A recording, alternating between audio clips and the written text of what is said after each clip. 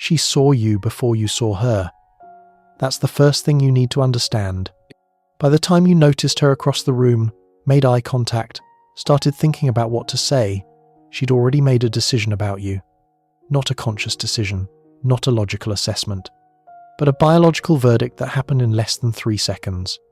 And that verdict had nothing to do with your clothes, your car, your job, or anything you think matters.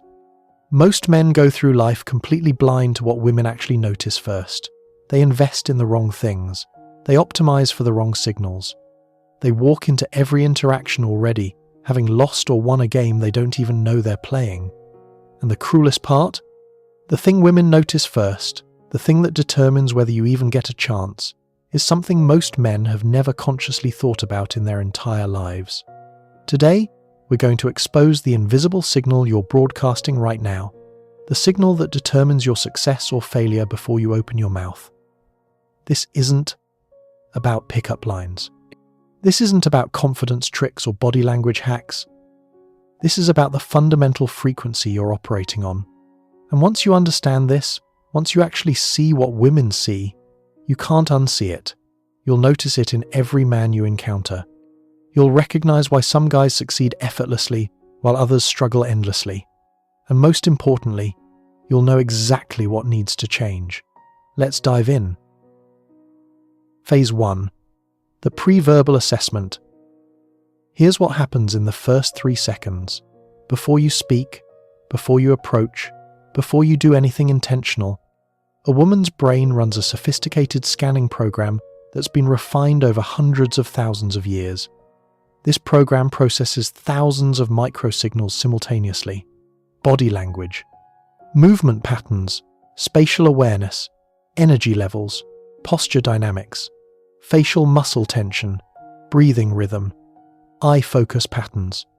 And all of these signals feed into one central question. One question her biology is asking before anything else matters. That question isn't, is he attractive? It isn't, is he successful? It isn't even, is he confident? The question her biology asks first is this: is he comfortable in his own body? Read that again. Because this is the filter that determines everything else. Before she assesses your face, your clothes, your status, or your personality, her subconscious is determining whether you're at home in your physical form or at war with it. Think about what this means. A man who's uncomfortable in his body broadcasts that discomfort in 10,000 invisible ways. His shoulders carry tension. His movements are stiff or awkward. His eyes dart around seeking validation. His breathing is shallow. His gestures are either too contained or too exaggerated. His posture either collapses or overcompensates. None of these things are conscious decisions. They're the physical manifestation of internal disconnection. A woman doesn't think, this man seems disconnected from his physical form. She just feels repelled. She experiences it as something's off without being able to articulate what. Because the thing that's off is operating below the level of conscious perception. It's pre-verbal, pre-rational. It's her biology recognizing that this person isn't fully inhabiting themselves. And if you're not inhabiting yourself, you definitely can't be trusted to inhabit a relationship, protect offspring, or handle crisis. The entire edifice of attraction collapses before it's even built. Phase 2. What physical comfort actually signals.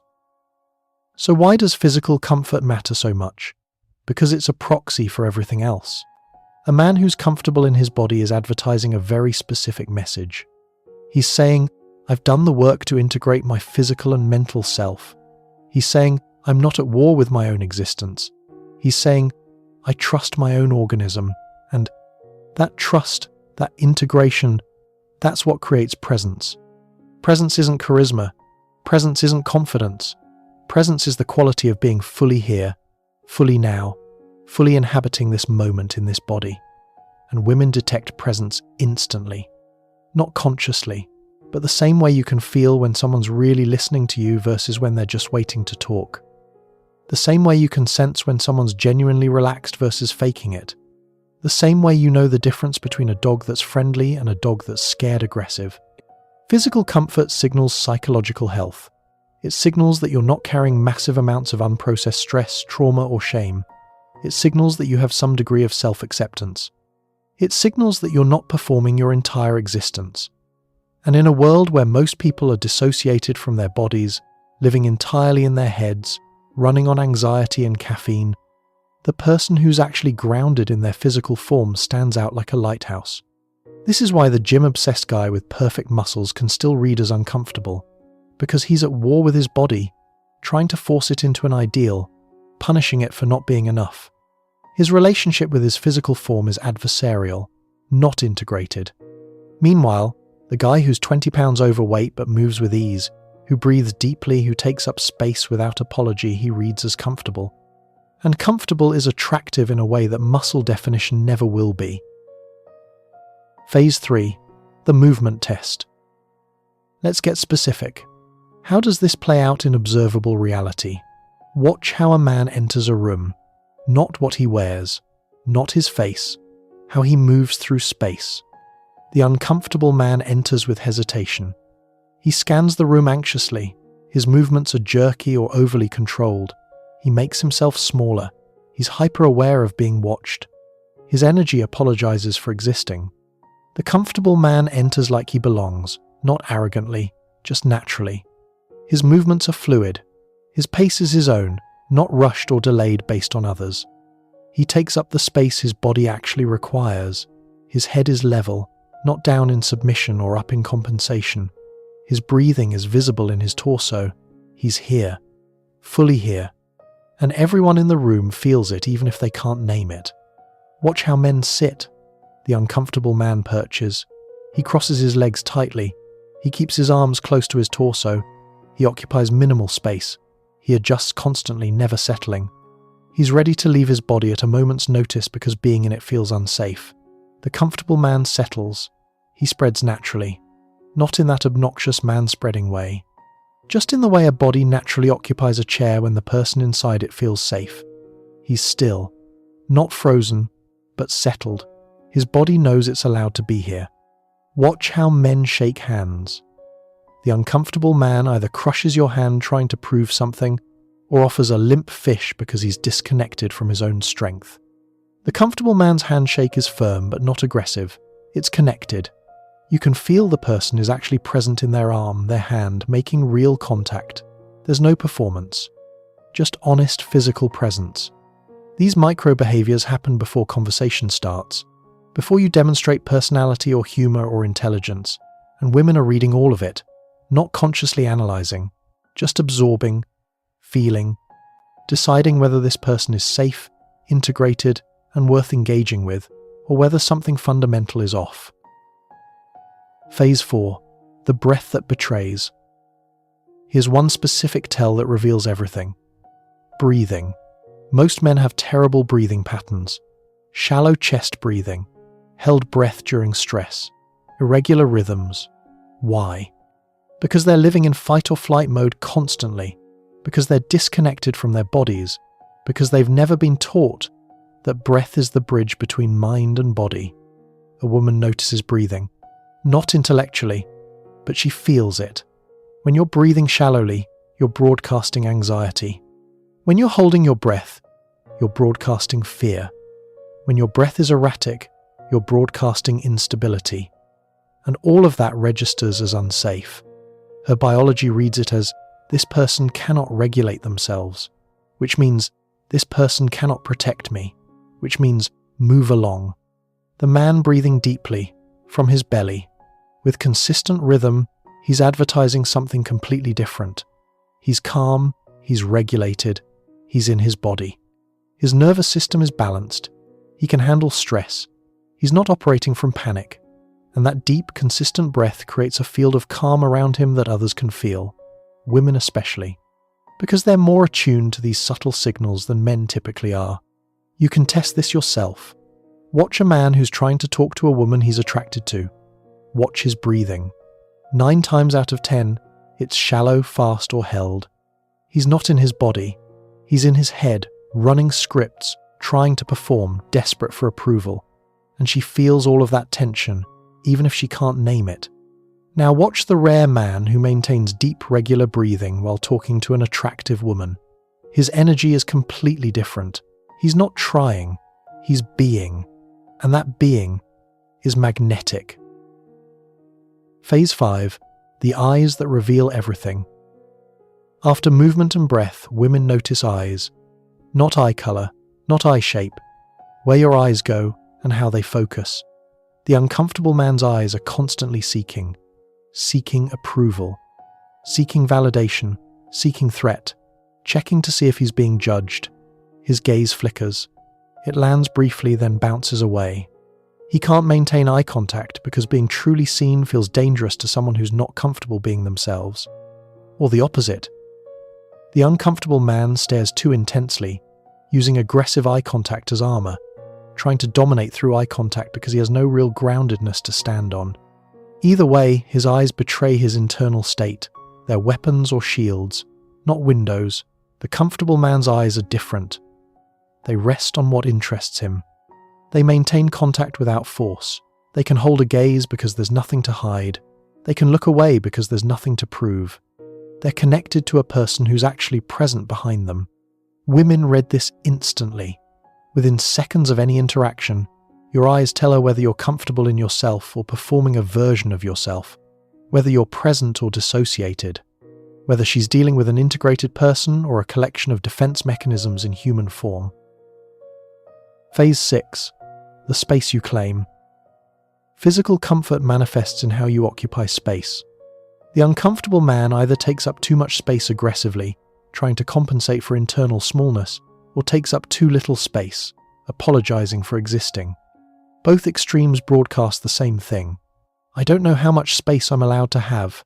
The comfortable man takes up exactly the space his body requires, no more, no less. He's not shrinking to accommodate others. He's not expanding to dominate them. He's just here, in his appropriate space, comfortable with the reality of his physical presence. This shows up everywhere. How far apart he stands from people, not too close in violation of boundaries, not too far in fearful avoidance. Just the natural distance of someone who trusts his own judgment of appropriate space, how he sits in groups, not pressed into the corner, not sprawled to claim dominance, just settled in the space that makes sense for his body, how he moves through crowds, not aggressively pushing, not timidly dodging, just moving with clear intent, trusting others will adjust as he adjusts for them. Women notice all of this. They feel whether you're comfortable existing in physical reality, and that feeling determines whether their biology gives you a green light or a red light before you've said a single word. Phase 7. The integration that changes everything. So how do you become comfortable in your body? Not by thinking about it. That's the trap most men fall into. They try to intellectually solve a physical problem. They read about body language and try to perform it. They memorize confident postures and force themselves into them. And it all reads as fake because it is fake. You can't think your way into physical comfort. You have to practice physical presence. Deliberately, through movement, through breath work, through anything that reconnects your conscious mind with your physical form. Martial arts, dance, yoga, rock climbing, swimming, weightlifting done mindfully, not punishingly. Any practice that demands you be present in your body, that gives you feedback about how your body actually works, that builds trust between your mind and your muscles. The transformation isn't about looking different. It's about inhabiting yourself differently. And when that shift happens, when you're actually comfortable in your physical form, everything else changes. Your walk changes. Your breathing changes. Your eye contact changes. Your voice changes because it's coming from a grounded place instead of a tense throat. Your entire energy changes because you're broadcasting presence instead of performance. And women notice, immediately, before you approach, before you speak, before you have a chance to demonstrate any other quality. They notice that you're comfortable being you. And that comfort, that integration, that's what opens the door to everything else. The uncomfortable truth. Here's what most men don't want to hear. You're walking around broadcasting your internal state constantly. You can't hide it. You can't fake it. Your body tells the truth even when your mouth lies. Every movement, every breath, every gesture is revealing whether you're at home in yourself or at war with yourself. And women are reading those signals whether they realize it or not. The good news? This is fixable. Not through more thinking, not through more strategizing, not through learning pickup techniques, through actually doing the work to integrate your physical and mental self, through practices that build real comfort in your own skin, through addressing whatever trauma, shame, or fear is causing you to dissociate from your body in the first place. Because the one thing women notice first, the thing that determines whether you even get a chance, isn't your appearance or your status or your words. It's whether you're comfortable being yourself. Physically comfortable, embodied, integrated, present. That's the signal that opens doors. That's the frequency that attracts. That's the foundation everything else is built on. So stop optimizing your profile. Stop memorizing conversation starters. Stop worrying about what to wear or what to say. Start with the fundamentals. Get into your body. Learn to breathe. Practice presence. Build real comfort in your own skin. Because until you do that, nothing else matters. And once you do that, everything else becomes easy. If this changed how you see yourself and your interactions, subscribe. Share this with someone who needs to understand what actually creates attraction. And remember, you can't fake presence. You can only build it, one breath at a time, one movement at a time, one moment of actually being here, in this body, in this life. We'll see you in the next one.